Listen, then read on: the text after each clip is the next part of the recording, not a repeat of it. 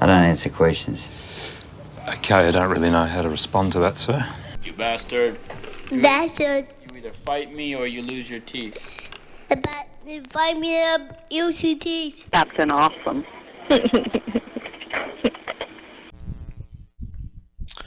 Hey guys, Rogue Nation here with you, and we got a great video coming to us out of Reform Clark County, Rob Anderson. And it doesn't say where he's at, but besides Clark County, obviously. But this is a court hearing where he appealed an ethics commission trial or pleading or something. Some kind of procedure went down, and they said that he couldn't appeal. And this judge really goes off on this county lawyer over the lack of due process that this ethics commission is displaying. So I thought it'd be interesting. I enjoyed the video. Hopefully you guys will as well. Let me know down in the comments section below. To me, this seems like a judge who understands a little bit more than what some of these other guys do. And yeah, it's really great. Alright, we'll talk to you guys soon. Catch you on the next one. So, if I'm understanding your position, you're indicating that this structure was specifically created not to have a right of appeal, and that there is no basis in law to appeal the commission's decision. That's your position? That's correct, Your Honor. That's for the creation of this procedure by Clark County to hear ethics complaints. This matter would not exist.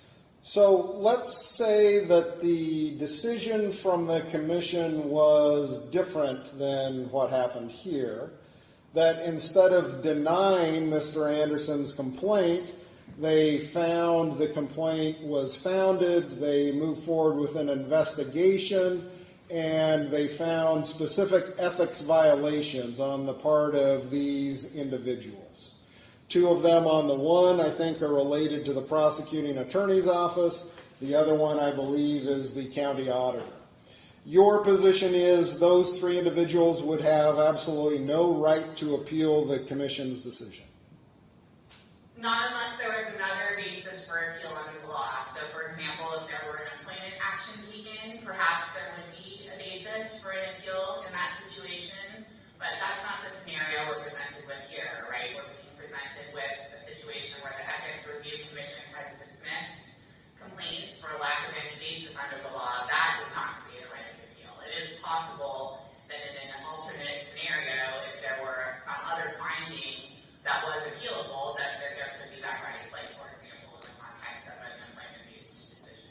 Does that seem to you to be an appropriate structure to create a review commission that has the authority not only to investigate but make findings of ethical behavior without affording the participants any review right?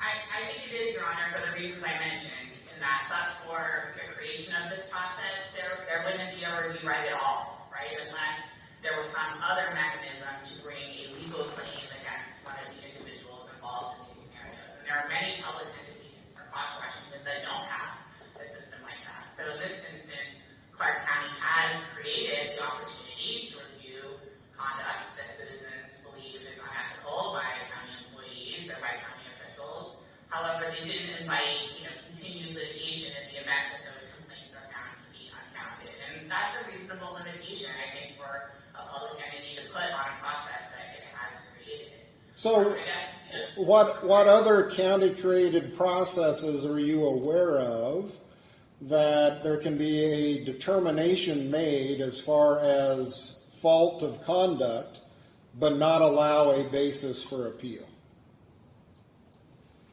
I'm not sure if I understand your question about fault of conduct. Well, I mean, let's take just a very basic group issue. I'm just going to, I don't know, at random pick something out from a code, for example. So let's say that there is a finding of the Animal Control Board that I have acted inappropriately in relation to, my animal, there's some inappropriate conduct going on, and that entity makes a determination about that. Is it appropriate that I shouldn't have a right to appeal that decision? I guess it depends on the nature of the determination that was made, but certainly if it were criminal conduct, there would be a right of appeal. Well, what if there's no criminal conduct? I mean, I've had cases with a RALJ appeal dealing with the Animal Control Board. You're saying that that's not an appropriate step to take?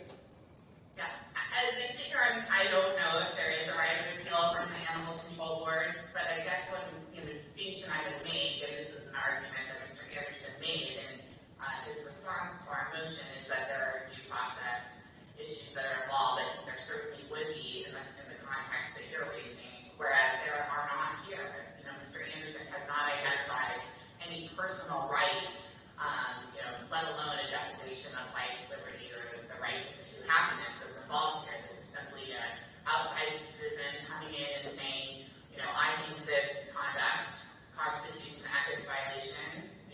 Clark County created a process to hear that complaint that was thorough and appropriate, determined that it was baseless in these two instances, and that concludes the process. It was entirely a Clark County created process. There is nothing else, and Mr. Anderson has pointed to nothing else that provides him with a right of appeal in that context. There certainly are plenty of scenarios that we talk about where there would be, under Washington law, other statutes or rules that would allow for a right of appeal. None of those apply here. Well, let me focus back on this issue, though. I think you're making a distinction that for the denied appeal, there's no particular due process rights that apply. Let's go to the issue of, again, a founded basis. So this same complaint is filed. The commission, and I'm again hypothetically they find that there's enough basis to do an investigation, and they find that, let's say, the prosecutors identified in complaint 2024-01 violated the county code of ethics. They make that finding, and you're telling me that those individuals have no right to appeal, and there is no due process right or any other basis for them to have that consideration evaluated? I don't think that's correct, because in that instance, as I indicated, I think there would be employment actions that would be taken as a result of that finding, and in that scenario, those individuals do have an interest that is being affected.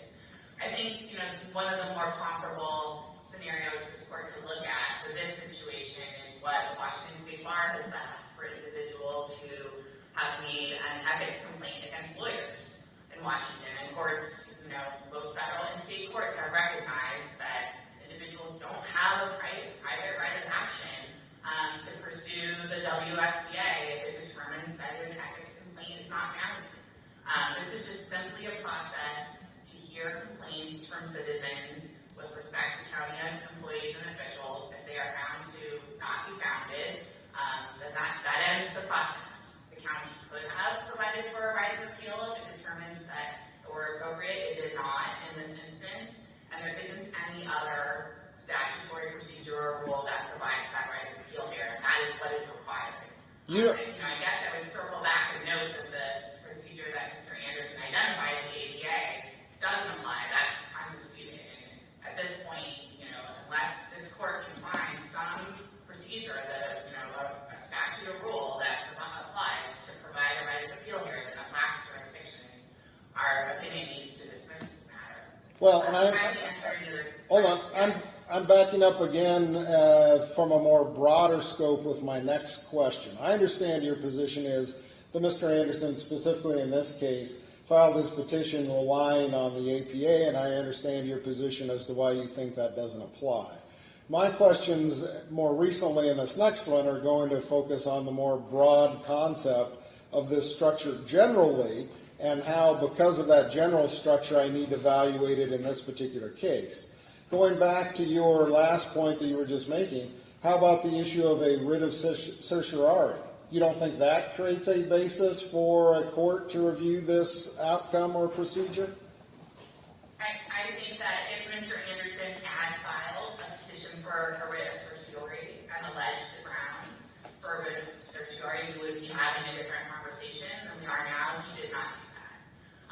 And as we noted in our briefing, the grounds, the threshold for a writ of certiorari are fairly high. They require illegal conduct or conduct that exceeds the tribunal's jurisdiction. That's not what we have here. Mr. Anderson is complaining about the outcome of his ethics complaints to the review commission, not that they didn't have the authority to make the decision that they had or that their conduct was illegal.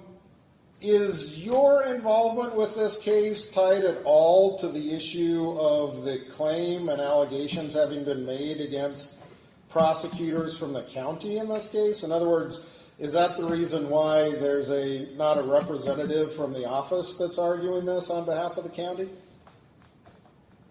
We were retained as outside counsel to work on ethics-related issues, I think, to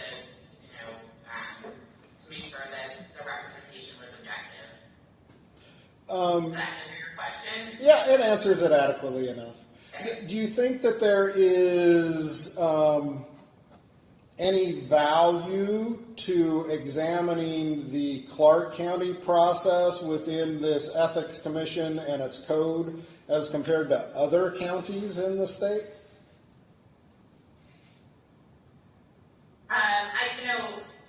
I work with a fair number of municipal entities in my practice. That's what I do. And in my experience, most public entities don't have the type of detailed process that our county does have. So in my opinion, the process is relatively new, but I believe they have worked hard to set up a process that's objective and fair with three independently appointed commissioners who review these issues. And I also believe it's a legitimate and justified under Washington law decision to make to determine that in the instances where complaints are found to not be founded, that the county wasn't going to provide for an explicit right of appeal in that instance. Are you aware of any other counties in Washington that do not provide for a specific right to appeal? I believe so. Can you Actually, it's not a county, but I am aware of a city that has an ethics review board, and I do not believe they have a right of appeal. Are you aware that King, Snohomish, and Pierce also all specifically identify a basis for appeal? And that's certainly their choice to do that, if they make that determination. All right. Anything else you wish to add? Not unless Your Honor has any further questions. Not at this point. We'll see if there's... I think I have one question. It's a follow-up to one of the questions I had for you previously. Again, I was focusing on this issue of, let's assume that there was actually a finding of a violation by the commissions in these two cases. Would that be appropriate for the individuals not to have a right to appeal? What I heard you say was, well, they'd have a right to appeal at the subsequent procedure that would go into effect. For instance, an employment action that would be based on the ethics violation, then that would create a basis for appeal. Was I tracking your argument correctly there? I believe that's correct, Your Honor. So how does that apply to someone like Mr. Kimsey, the auditor, or Mr. Golick, the prosecutor? They're elected officials. There's not going to be, what kind of employment or secondary follow-up action are you reflecting would apply there? I can't purport to be an employment lawyer, I'm sorry, Your Honor, but I believe that if there were some action taken that involved their particular rights that gave them a right of appeal of that under the law, then they would be able to pursue that procedure. But they're out of luck as it relates to the Ethics Commission. If the Ethics Commission finds that they committed a violation, that's it. No chance for any review in any sort of a forum.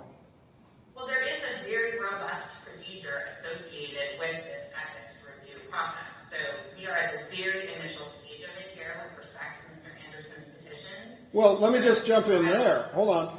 There's a robust process of every trial that I'm involved in, but there's also an important component of an appeal process for the people that are involved in it. So I don't know that the robust nature of the fact-finding stage of a proceedings should make us feel any better about denying someone a right to an appeal, should it? I think it does in this instance, because the question is there some basis under the law that gives an individual who files an ethics complaint against a public employee or a public official in Clark County, and wherein the Independent Ethics Commission determines that there isn't a basis for that complaint to go forward, whether that individual has a right of appeal. And under the procedures established, that individual does not have the right of appeal. And that is very consistent with other types of scenarios, as I indicated. For example, someone making an ethics complaint against a lawyer. They have no stake in that matter once they have made their complaint. It is a process that plays out. Mr. Anderson has not been able to articulate any stake that he has in that process. The scenarios that Your Honor has been presenting to me are scenarios in which those individuals would have a stake, and it's hard to say without knowing the specifics of the scenario, and very well may have a basis to pursue the proceeding further under the law. That's just simply not the case here, where Mr. Anderson submitted complaints, they were reviewed, they were determined not to state an ethics complaint. That ends the process, and he has been unable to identify any other procedure or rule or statute under Washington law that would give him a right of appeal from that decision. All right, here's how we're going to move forward in relation to these two motions to dismiss. It's given me an opportunity to certainly look at the process and procedure that was created through the county. There's the county charter in Article 8 that gets to the issues of the commission itself. There's the county code then under Chapter 2.07 that gets into the Ethics Review Commission itself. And then here in February, the commission put together its own administrative procedures. As I've reviewed all of that process within the context of these two cases, as kind of reflected in some of my questions, I personally have some concerns with the creation and the structure that's been identified and put in place. I think there is a fundamental concern when there is a process that's established that allows for fact-finding, determination, but yet allows for, in nearly all instances, or maybe in a few instances that might arise that we're not sure of, a right to have someone actually appeal and analyze what was done in the particular case and